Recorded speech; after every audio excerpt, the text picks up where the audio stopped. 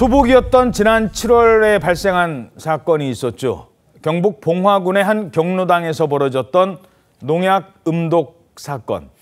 당시 많은 충격을 줬던 이 사건, 범인이 경찰 조사 결과 지목이 됐습니다. 오리고기를 나눠 먹었었다고 했었어요. 그리고 그 뒤에 커피를 나눠 먹었던 사람들이 피해를 당한 사건입니다. 많은 의문을 남겼었는데 경찰 수사가 77일 만에 마무리가 됐습니다. 자, 그렇다면 경찰이 지목한 범인, 유력한 용의자, 사건 발생 3일 뒤에 쓰러진 할머니였죠. 네, 경찰이 어제 사건 수사 결과를 최종적으로 발표를 했는데요. 좀 기억이 가물거리실 수 있어서 다시 좀 정리를 해드리겠습니다. 지난 7월에 봉화군의 한 경로당에서 복날에 오리고기를 함께 나눠 먹은 어르신들이 농약 중독 증세를 호소하면서 쓰러져서 큰 충격을 줬었습니다. 사건 당일에 쓰러진 노인이 총 4분이었고요. 사흘 뒤에 할머니 1분이 추가로 쓰러져서 병원에 이송이 됐는데 사흘이 지나서 또 쓰러지셨어요. 그렇죠. 그 함께 있었던 4분이 아니라 사흘 뒤에 쓰러진 할머니 1분이었습니다. 경찰이 수사를 마무리하면서 지목한 피의자가 바로 이 사흘 뒤에 쓰러진 80대 할머니였습니다.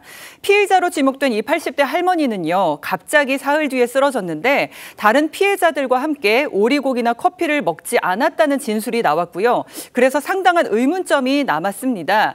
그런데 경찰이 수사를 벌인 결과 이 80대 할머니가 피의자라는 여러 단서들이 발견이 됐습니다.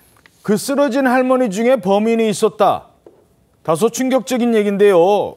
어떤 증거가 나온 겁니까? 인적, 물적 증거가 다방면으로 나온 건 상황으로 보입니다. 경찰이 경로당 일대 CCTV를 분석을 했더니요. 일단 이 CCTV를 보면 사건 이틀 전 낮에 찍힌 CCTV 화면을 포착을 했는데 사건이 15일에 발생을 했고 13일에 CCTV를 확인을 했더니 아무도 없는 경로당에 지금 용의자로 추정되는 이 80대 할머니가 홀로 출입한 사실을 경찰이 포착을 했다는 겁니다. 그리고 해당 할머니가 경로당에서 나온 뒤에 그 접촉한 물건을 감정을 해봤더니요. 같은 농약 성분이 검출이 된 사실을 확인을 했다는 겁니다. 아, 같은 농약 성분이 있었군요. 그렇습니다. 그리고 결정적으로 또 증언이 나온 게요. 피의자인 80대 할머니가 경로당 거실에 있는 커피포트에 물을 붓는 장면을 목격했다는 경로당 회원의 진술을 확보를 했는데 이 커피포트와 싱크대를 감정을 해봤더니 또다시 이 농약 성분, 같은 문제의 농약 성분이 있는 그 성분이 검출이 됐다는 겁니다. 이런 수사 결과를 토대로 경찰이 80대 할머니의 집을 압수수색을 했는데요. 할머니 집 마당에서 농약 알갱이들이 나왔다고 합니다. 자, 여기저기 발견된 농약이 이 할머니 집에서도 나왔습니다. 자, 그렇게 되면 자, 이렇게 경찰 수사망이 압수수색까지 해서 좁혀 오니까 자신도 결국 뭐 이런 결론이 나온 겁니까? 일단은 그런 것으로 추정이 되고 있습니다. 당시 경찰은 사건이 발생하자마자 다각도로 수사를 했고요. 피해자들과 경로당 회원들을 모두 용의선상에 올려놨었습니다. 그 당시에 이 80대 할머니도 한번 접촉해서 탐문 조사 정도를 받았었는데요. 그런데 이후에 이 할머니가 같은 증세로 쓰러져서 병원에 호송이 됐고 경찰에서는 이 여러 정황이 나와서 압수수색을 진행했는데 여기서 이제 결정적인 증거가 나온 것입니다.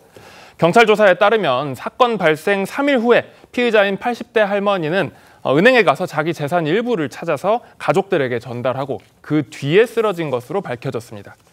경찰 수사 결과 이 스스로 농약을 먹었다는 결론이 내려진 건데 자기도 피해자인 척 하려고 했던 걸까요? 아니면 다른 이유로 그랬던 걸까요?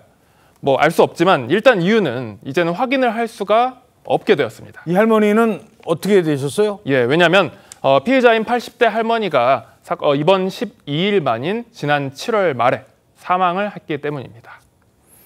자, 피의자인 80대 할머니가 사망을 했습니다. 이렇게 돼서 수사는 종결이 됐다고 합니다. 하지만 의문점은 남아 있습니다. 작은 마을에서 그렇게 오랫동안 알고 지내던 노인들 사이에 대체 왜 이런 일이 발생했을까 하는 점입니다. 범행의 동기, 경찰의 설명으로 들어보시겠습니다. 경로당에서 상시적으로 화투놀이가 있었다라는 진술은 다수로서 이제 확인이 되고요. 경로당 회원들 간에 불화와 다툼이 있었다 정도는 확인을 했습니다. 그렇기 때문에 일단 추정할 수 있는 여러 또 정황과 그런 단서들이 있는데 그것만 가지고 그 동기를 딱 특정하기에는 좀 어려워서.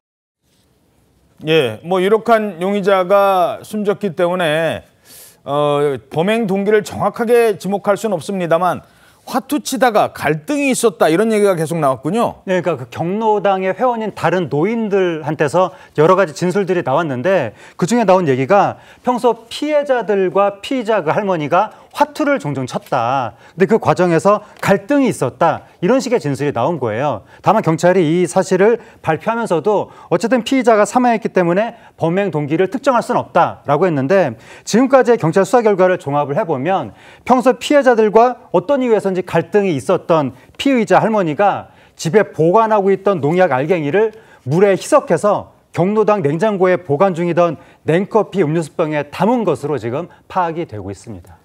자, 뭐 이렇게 되면 결국 수사는 종결이 되는 건가요? 그럴 수밖에 없죠. 왜냐하면 지금 수사기관에서도 그렇게 입장을 밝혔지만 지금 유력한 용의자로 의심되는 피의자 할머니가 사망한 상태이기 때문에 공소권 없음으로 종결될 것으로 보입니다. 피해자들 4명 중에 3명은 여전히 치료를 받고 퇴원을 했지만 1명이 여전히 의식을 회복하지 못하고 있는 상황이거든요. 아직도 회복을 못하고 있습니다. 그렇습니다. 그래서 경찰이 이 공소권 없음으로 사건이 종결되는 것과는 별개로 피해자의 회복을 위해서 심리 지원 등 여러 가지 지원을 할 것이라는 계획도 밝혔습니다. 예.